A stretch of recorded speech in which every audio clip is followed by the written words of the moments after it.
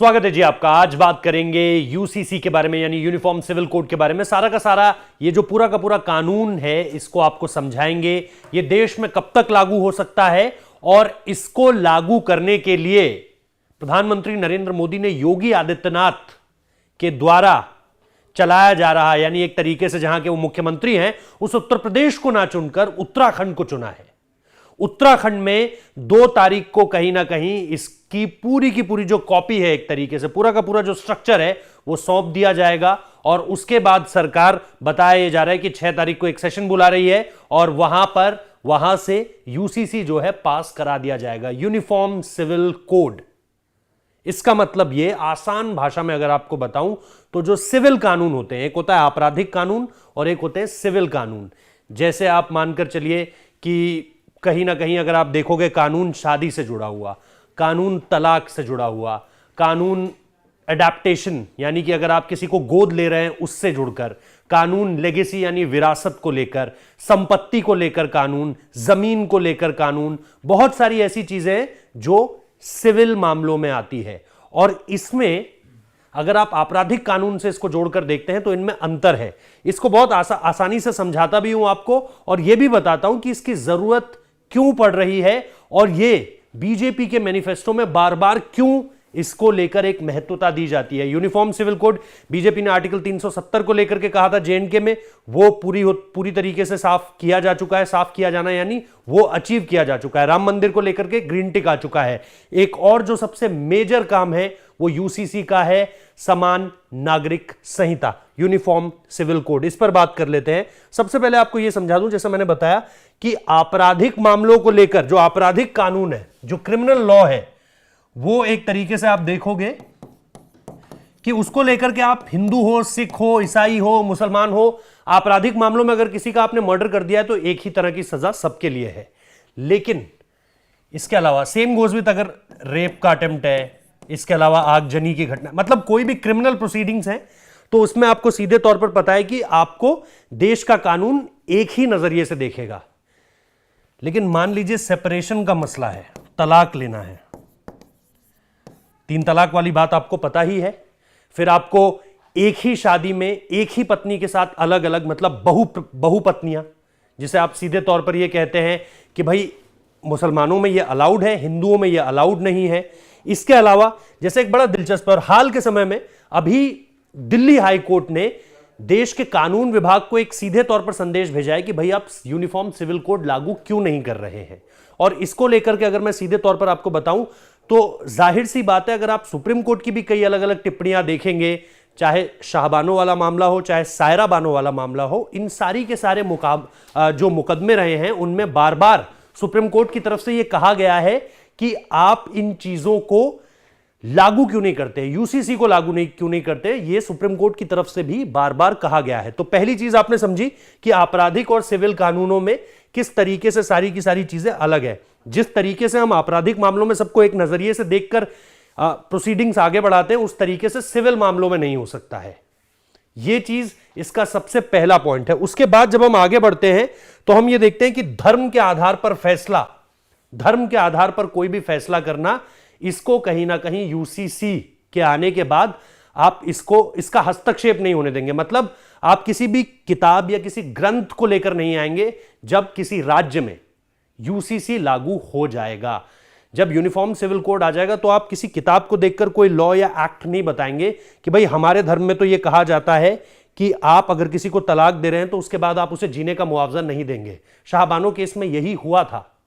जब शाहबानो ने इसकी अपील करी तो उसे रिजेक्ट इस तौर पर कर दिया गया कि भाई, उसको चैलेंज एक तरीके से आप ये कहोगे इस तौर पर कर दिया गया कि हमारे धर्म तो ये नहीं कहता कि हम तलाक देने के बाद किसी भी तरीके का, जैसे आज एलिमनी अमाउंट कहा जाता है, वो देने का उसमें प्रावधान नहीं है। जो आजकल के मामलों में आप देखते हैं अलग अलग, मोहम्मद शमी का जो तलाक हुआ है उसमें आपने सुना होगा, शिखर धवन को लेकर के आपने सुना होगा कि एक तयशुदा रकम आपको दी जाती है, देनी पड़ती है जो जिनको भी आपने तलाक दिया हुआ है। तो वो चीज कहीं ना कहीं आप देखते हो कि वो मुसलमानों के अगर जो जिस लॉ से वो चलते हैं उस लॉ में उस चीज का जिक्र नहीं है। वो एक ही शादी में कई पत्नियां रख सकते हैं। एक बार यूसीसी आ जाएगा तो सबको एक ही चश्मे से देखा जाएगा। अलग अलग चश्मों से नहीं देखा जाना है। हलाला वाला मामला हो गया, ये सारी की सारी चीजें जो है आपको देखने को मिलेंगी। तो पहली चीज ये हो गई। अब इसके बाद आते हैं, जरा ये देखते हैं कि हमारा संविधान इसको लेकर के क्या कहता है, हमारा जो कॉन्स्टिट्यूशन है उसमें इसको लेकर के क्या बातें लिखी गई हैं। तो हमारे पास एक आर्टिकल 44, कॉन्स्टिट्यूशन का आर्टिकल 44 आपको ये कहता जरूर है कि ये एक ऐसी चीज है यूनिफॉर्म सिविल कोड जिसको स्टेट बॉडीज को लागू करना चाहिए। वो कोई चैलेंज नहीं कर रहा है कि आपको करना ही करना है, कोई थोप नहीं रहा है, ये कोई कानून नहीं है जिसको आपको पास करना ही करना है।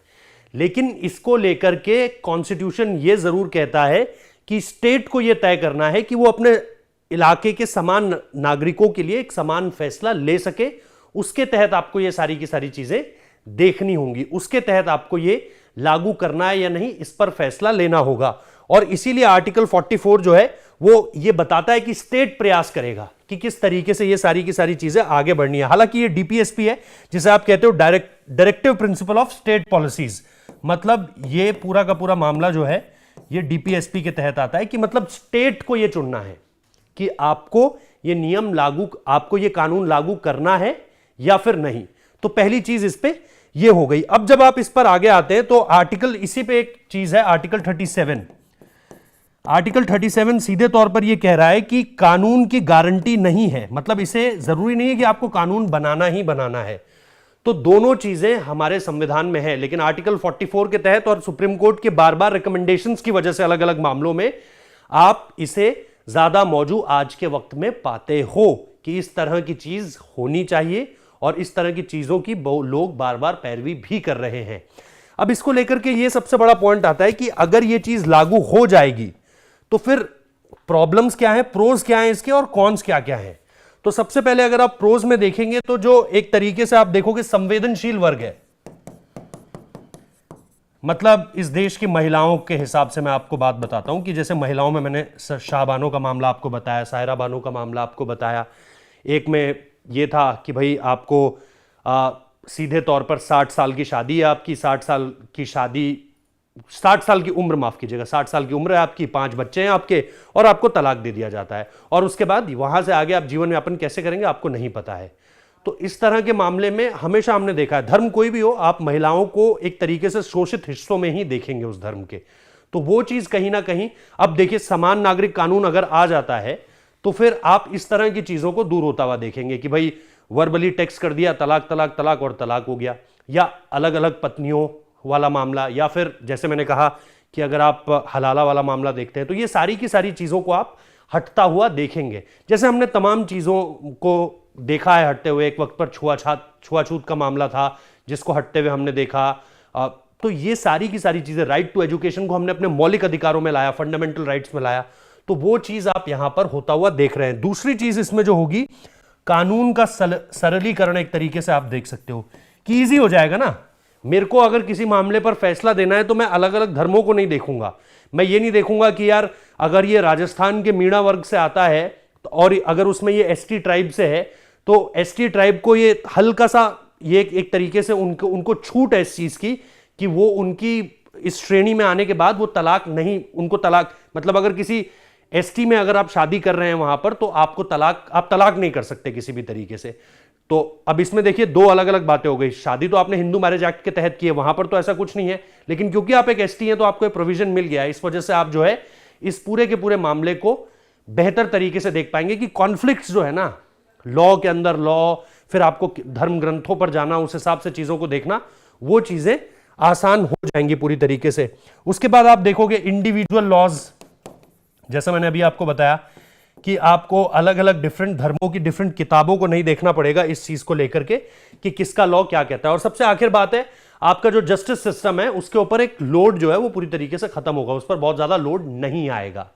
अब इसके जो कौन से पूरी तरीके से, वो अगर आप देखोगे तो इसमें यह बताया जा रहा है कि भाई धार्मिक स्वतंत्रता, भाई हमारे ही देश का जो संविधान है वो धार्मिक स्वतंत्रता देता है। अगर आप आर्टिकल 25 और 26 को देखेंगे तो वो आपको बताता है कि कैसे आपके पास धर्म को लेकर के स्वतंत्रता है, लेकिन ये पूरी तरीके से कॉन्ट्राडिक्ट कर रहा है इस पूरे के पूरे आर्टिकल 44 के साथ। तो पहली चीज ये कि आप इसके अगेंस्ट एक तरीके से जाते हुए नजर आ रहे हैं, और इसको अगर सुप्रीम कोर्ट में चैलेंज किया जाता है तो फिर मुश्किल हो जाएगा आपको डिफेंड करना कि किस तरीके से जो है सारी की सारी चीजें आगे बढ़ेंगी। उसके बाद विविधता पर खतरा, एक जो हम बहुत ज्यादा हमेशा से सुनते आए हैं, बचपन से कहते आए हैं कि विविधता में एकता, यूनिटी इन डाइवर्सिटी, उस चीज पर कहीं ना कहीं एक चोट होगी, इसको लेकर के भी कहा जाता है। और जो आखिरी पॉइंट कहा जाता है वो कहा जाता है कि भाई जो माइनॉरिटी है उसको लेकर के कहीं ना कहीं उसके अगेंस्ट ये सारी की सारी चीजें हैं। लेकिन इसमें बहुत सारे लोग बचाव में ये भी कहते हैं कि भाई इनसे उनका फायदा ही हो रहा है। आप पीड़ित महिलाओं से पूछेंगे तो उनका आप यही जवाब पाएंगे कि इसे बेहतर तरीके से अगर लागू किया जाए तो यह हमारे पक्ष में ही है। और इसके अलावा भी बहुत से ऐसे बिल्स पास हुए हैं जिनको लेकर के ये कहा जाता था कि इनके आने से कहीं ना कहीं आप थोड़ा सा पिछड़ जाओगे या इस वर्ग को पीछे छोड़ दोगे, लेकिन अमूमन तौर पर हमने वो चीज होती हुई नहीं देखी है। तो ये यूसीसी है, यूनिफॉर्म सिविल कोड है, जिसके तहत हमने ये समझने की कोशिश की कि अगर ये लागू होता है तो ये अलग अलग कैसे डिफरेंट है। अगर आप आज के दौर में इसकी उपयोगिता जानना चाहें तो वो भी हमने आपको समझाई है, इसके प्रोज और कॉन्स क्या हैं ये भी। और सबसे पहले मतलब जाहिर सी बात है गोवा में ऑलरेडी ये लागू है, गोवा में एक ही तरीके से देखा जाता है, लेकिन वो आज़ादी से पहले से है। तो आज़ाद भारत के बाद या जब से गोवा हिंदुस्तान का हिस्सा बना, कुछ 60 का दशक था, उसके बाद से आप पहली बार देखेंगे कि हिंदुस्तान में यूसीसी का जो एक तरीके से कानून है उसे आप लागू होता हुआ सबसे पहले उत्तराखंड में देख सकते हैं। बहुत बहुत शुक्रिया इस वीडियो को देखने के लिए।